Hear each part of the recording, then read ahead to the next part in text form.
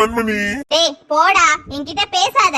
ஏய் என்னடி, உனக்காக ஆசை ஆசையா புதுசெல்லாம் வாங்கிட்டு வந்து அத நானே என் கையால போட்டு விட்டு பூவெல்லாம் கொடுத்து உனக்கு விஷ் பண்ணா என்னடி இப்படி பேசிட்ட? நீ பண்ணதெல்லாம் எனக்கு சந்தோஷம் தான். இருந்தாலும் எதுக்கு நீ எனக்கு 12 மணிக்கு போன் பண்ணல? நீ எனக்கு 12 மணிக்கு போன் பண்ணவேன்னு நான் போனையே பார்த்து உனக்காக காத்துட்டு இருந்தேன் தெரியுமா? ஏய் அது வந்துடி. விடுப்பா விடு, என்ன முழுசா மறந்துட்ட. அதான் உனக்கு என் பர்த்டே கூட ஞாபகமே இல்ல. இப்ப கூட யாராச்சும் ஸ்டேட்டஸ் போட்டிருப்பாங்க, அத பாத்துட்டு வந்து எனக்கு விஷ் பண்ற. ஏய் என்னடி, உன் பர்த்டேவ நான் போய் மறப்பேனா? அப்போ ஏன்டா விஷ் பண்ணல? என்னடா கண்மணியும் இந்திராக்கா பையன் கார்த்திக்கும் ஒன்னா நின்னு இப்படி கொஞ்சம் பேசிட்டு இருக்காங்க. ஓஹோ, 2 பேரும் லவ் பண்றாங்களா? இத முதல்ல 2 வீட்டு சைடுலயும் பத்த வைக்கணுமே. கண்மணி, நேத்து நைட் ஒரு 10 மணிக்கிட்ட எங்க அம்மாக்கு ரொம்ப காய்ச்சல் அதிகமா இருந்துச்சுன்னு ஹாஸ்பிட்டல் கூட்டிட்டு போனேன். அவங்க அட்மிட் பண்ணியே ஆகணும்ட்டாங்க. அதான் நைட் ஃபுல்லா எங்க அம்மா கூடயே இருந்தேன். சாரி கண்மணி, இதனாலதான் என்னால உனக்கு போன் பண்ண முடியல. ஐயோ சாரி கார்த்திக், நான் உன் நிலைமை தெரியாம ரொம்ப பேசிட்டேன். இப்போ அத்தைக்கு பரவாயில்லையா? இப்ப பரவாயில்ல கண்மணி. சாரி கார்த்திக், மன்னிச்சிரு. ஏய் கண்மணி, நீ சாரி சொல்லாதடி, நான் தான் சாரி சொல்லணும். உண்மை சொல்லணும்னா நான் தூங்கிட்டேன்டி. எங்க அம்மா எல்லாம் நல்லாதான் இருக்காங்க. அட பாவி, நில்லுடா, ஓடாத. எதுக்குடா போய் சொன்ன? ஃபர்ஸ்டே உண்மையா சொன்ன என்ன அடிச்சிருவேடி. அதான் சென்டிமெண்டா பேசிட்டு அப்புறம் உண்மையா சொன்ன. சாரி கண்மணி. டேய் நில்லுடா, நில்லு. ஏய் கண்மணி, எங்கடி போயிட்டு வர? ஓஹோ, பக்கத்து வீட்டுக்காரி அதுக்குள்ள பத்த வச்சிட்டாளா? சொல்லுடி, உன்கிட்ட தான் கேக்குறேன். எங்க போயிட்டு வரா? யார பாத்துட்டு வரா சொல்லு. எம்மா, என் ஃப்ரெண்ட பாத்துட்டு வாரேமா. ஃப்ரெண்டுனா ஆம்பளை ஃப்ரெண்டா பொம்பளை ஃப்ரெண்டா? பொம்பளை ஃப்ரெண்டு தாமா. பையன்வெல்லாம் என்ன பார்த்தாலே ஓடுவானுங்க. பையன்வ கிட்ட நான் எப்படிமா நின்னு பேசுவேன்? ஏக்கா இவன் நல்ல பொய் சொல்றா. இந்திராக்கா பையன் கூட நல்லா சிரிச்சு கொஞ்சம் விளையாடி பேசிட்டு இருந்தாக்கா. ஆரடி, செல்வி எல்லாம் பொய் சொல்ல மாட்டா. அவ உண்மையதான் சொல்லுவா. அவ சொன்னா எல்லாம் சரியா இருக்கும். என்ன உலகோடா இது? பெத்த பொண்ணு சொல்றத நம்பாம பக்கத்து வீட்டுக்காரங்க சொல்றதெல்லாம் நம்புற. அப்ப என்ன விட உனக்கு அவங்கதான் முக்கியமா போயிடுச்சு. பெத்த பொண்ண நம்ப மாட்டேன். ஏய் நீ பேச்ச மாத்தாத கண்மணி, உண்மையா சொல்லு. உண்மையதானே சொல்றேன். உங்ககிட்ட வந்து போட்டு கொடுத்தாங்களே செல்வி அக்கா, அவங்க பொண்ணு வாரத்துக்கு வாரம் புது புது ஆளா மாத்துவா. அத பத்தி உங்ககிட்ட சொன்னாங்களா? என்ன செல்வி, ஓ மவ அப்படிப்பட்டவள? நீ அந்த பிள்ளைய தண்டிக்காம உன் பாட்டுக்கு இப்படி அலையுற? ஏக்கா, என் பிள்ளை எல்லாம் அப்படிப்பட்ட பிள்ளை கிடையாது. ரொம்ப நல்ல பிள்ளை. அப்படியா? நரேஷ் தெரியுமா? ஏக்கா நான் வாரேன். என்ன உங்க குடும்பத்து விஷயம், நீங்க என்னவோ பாத்துக்கோங்க. நான் எதுக்கு 3வது ஆளு மூக்க நுழைச்சுக்கிட்டு கிளம்புறேன். ஏ செல்வி நில்லு. பாத்தியாமா, அவங்க பொண்ண பத்தி சொன்ன உடனே எப்படி தலை தெறிக்க ஓடுறாங்கன்னு. இவங்க சொல்றாங்கன்னு பெத்த பொண்ணு என் மேல சந்தேகப்பட்டுட்டியேமா. என்ன கண்மணி, நாளா உன் மேல நம்பிக்கை வச்சிருந்தமா. அவட்ட கூட சொன்னேன் செல்வி கிட்ட, என் மொவா வாயாடி யாருகிட்ட அப்படி பேச மாட்டால, ஏத்தி ஏசி விடுவா எல்லாம் சொன்னமா.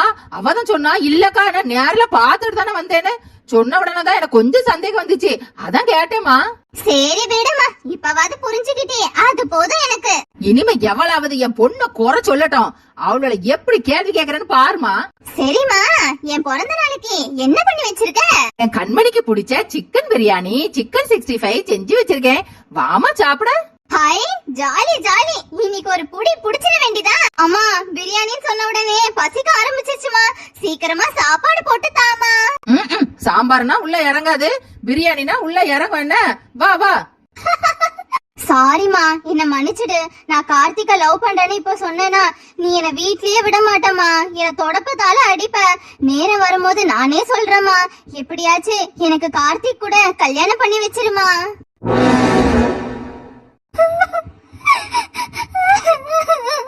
போன வருஷம் என் பிறந்த நாள் அப்போ எவ்வளவு சந்தோஷமா இருந்தேன்.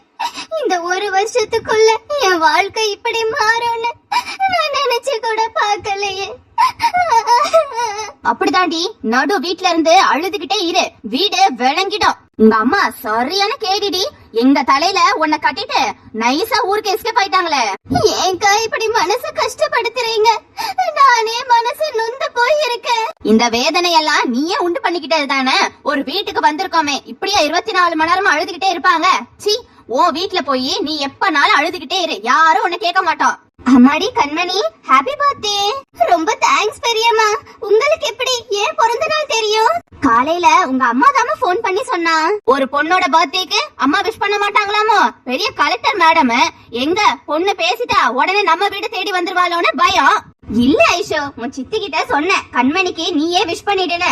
அதுக்கு அவ என் பொண்ணு வாயே திறக்க மாட்டா, அவ என்னைக்கு உண்மையை சொல்றாளோ நான் அன்னைக்கு பேசிக்கிறேன்கான்னு சொல்லிட்டா. பாவம், அவளுக்கு கோபம் இருக்கும்ல. அதாமா உன்ன மாதிரி ஒரு இழிச்ச வாய் இருந்துச்சுன்னு வச்சுக்கோயே, எல்லாரும் உன் தலையில ஏறி மிளகா அரைச்சிட்டு போயிருவாங்க. பொண்ணு கிட்ட பேச மாட்டாங்களா? ஆனா பொண்ணுக்கு பிடிச்சதெல்லாம் செஞ்சு தர சொன்னாங்களோ? அப்படிலாம் ஒண்ணும் இல்ல ஐஷோ, எப்ப பார்த்தாலும் தப்பாவே நினைச்சிட்டு இருக்காத. ஏன் எனக்கு கண்மணி பத்தி தெரியாதா? அவளுக்கு சின்ன வயசுல இருந்தே பால் பாயசம்னா ரொம்ப பிடிக்கும். அது மட்டும் இல்ல, பிரியாணினா அவளுக்கு உயிரு. அதுக்கு இவளுக்காக பிரியாணியே போட போற? ஆமாடி, ஒருத்திக்கு பிறந்த நாள்னா அவளை நம்ம சந்தோஷமா வச்சுக்க வேண்டாம்? ஓஹோ, உன் காசுனா நீ செலவு பண்ணிருக்க மாட்ட, இது என் புருஷன் காசு தானே, அதான் வரவங்க போறவங்களுக்கு எல்லாம் நல்ல கறி விருந்து வச்சு விடுற. வாய மூடிடி. உன் புருஷன் கொடுத்த காசுல நான் ஒரு பைசா கூட எடுக்கல.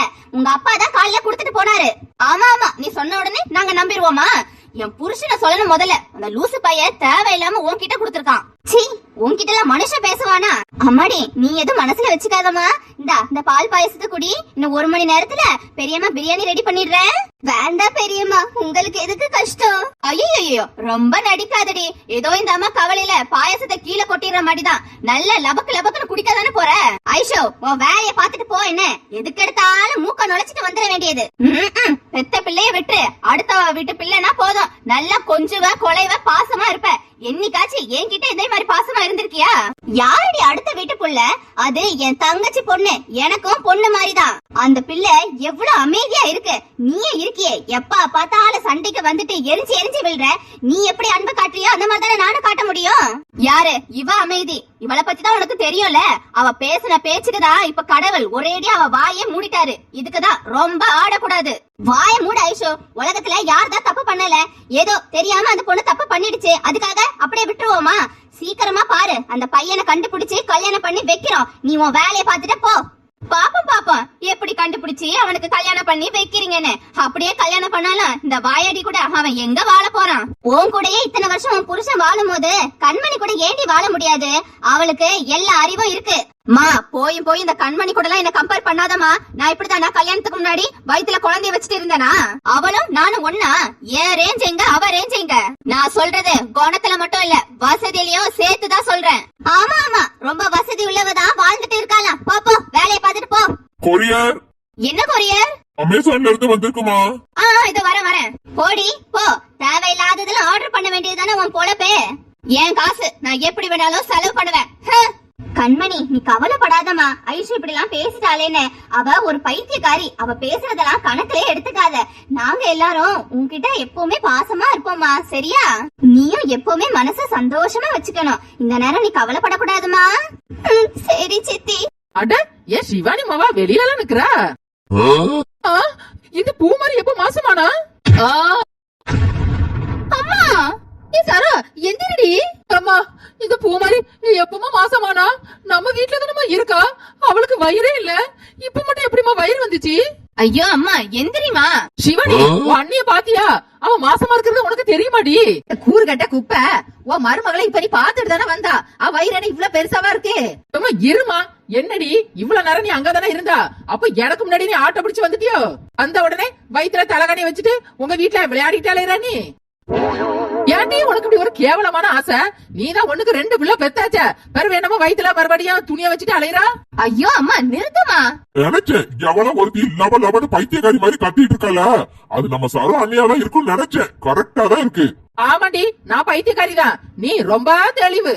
ஆமா தெளிவு உள்ளதேதான். நல்லா கண்டுபிடிச்சிட்டியல. அது எப்படி அண்ணி உங்க மருமாவா ஒரே நல்ல மாசமா இருக்க முடியுமா? ஒரே நல்ல முளைச்ச காணான் மாதிரி வயிறு இவ்வளவு பெருசாக முடியுமா? ஏய், எனக்கு என்னடி பைத்தியமா? நான் தான் கண்டுபிடிச்சேன்ல அவ வயித்துல தலகாணி இருக்குன்னு. அடேங்க அப்பா, நான் பெரிய கண்டுபிடிப்பு. அது முதல்ல உங்க மருமாவா பூ மாதிரியே கிடையாது. அது தெரியுமா உங்களுக்கு? ஏ என்னடி எல்லாரும் என்னைய பிராங்க் பண்றீங்களா? உங்களை பிராங்க் பண்ணிட்டாலும் என்னமா பூ மாதிரி இல்லன்னுக்கா? பிறகு இந்த பிள்ளை யாரு?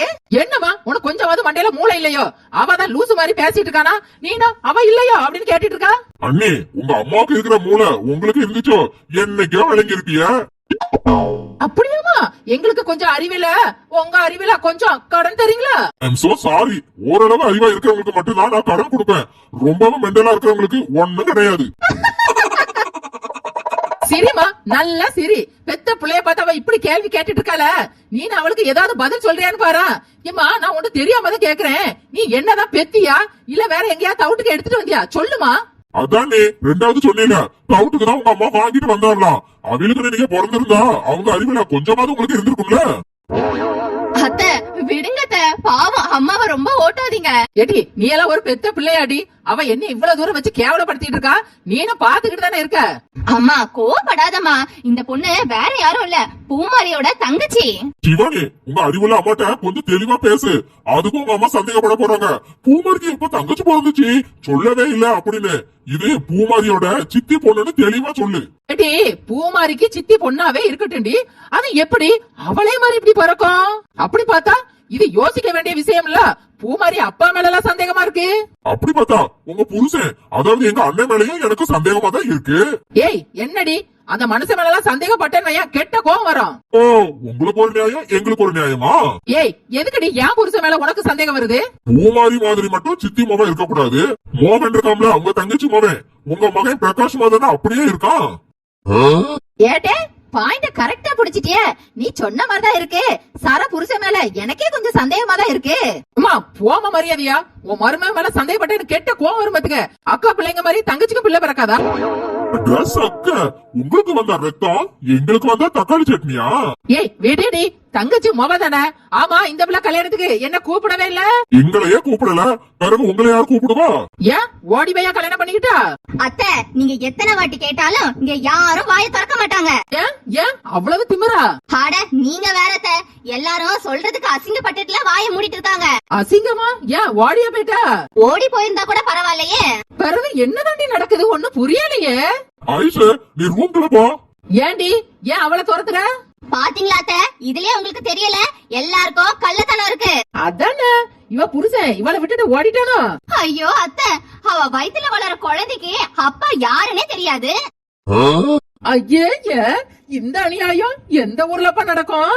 அட கடவுளே, இப்படிப்பட்ட பிள்ளைய எதுக்கு நீங்க உங்க வீட்டுல வச்சிருக்கிய? அவ வீட்டுல கொண்டு விட வேண்டியதானே?